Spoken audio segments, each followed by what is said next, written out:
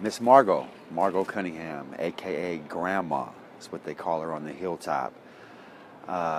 She started selling ice cream 17 years ago, helping me in my business. I couldn't have done any of it without her. I wouldn't have a business if it wasn't for her. Real instrumental in the development of my company. She started selling ice cream, I think it was 1997 or 98.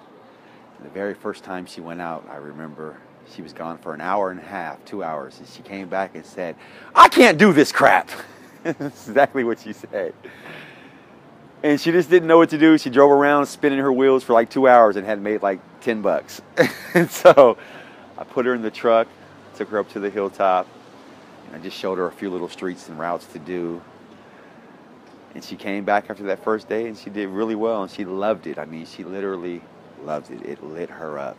It made her so happy just to be in the community like that. And it wasn't too long before she was the ice cream person. I was the ice cream king of the Hilltop. I started this.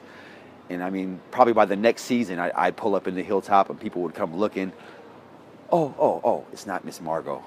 I was quickly forgotten. That's how instrumental she was and how much a community activist and community person she was. I probably fired her at least 200 times. At least 200 times she was fired. And it wasn't for nothing else than when she would come back at the end of the day, she would be short probably anywhere from $60 to $100 on her total take-in. And I always knew what it was. I always knew it was she would see those little kids sitting there that didn't have any money, and her heart would bleed. And I would get upset, of course, trying to run a business, trying to be profitable and stay in the black. And I would say, I can't have you do this no more. Today's your last day. Don't come tomorrow. I can't do this anymore, Mom. She would call me the next morning and say, "Eddie, is my truck ready?" I would say, "Yeah, it's ready, Mom."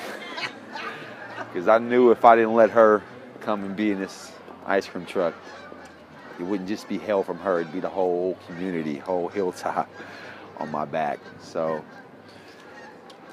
she definitely is a legend, a Hilltop legend, a Tacoma legend, an icon.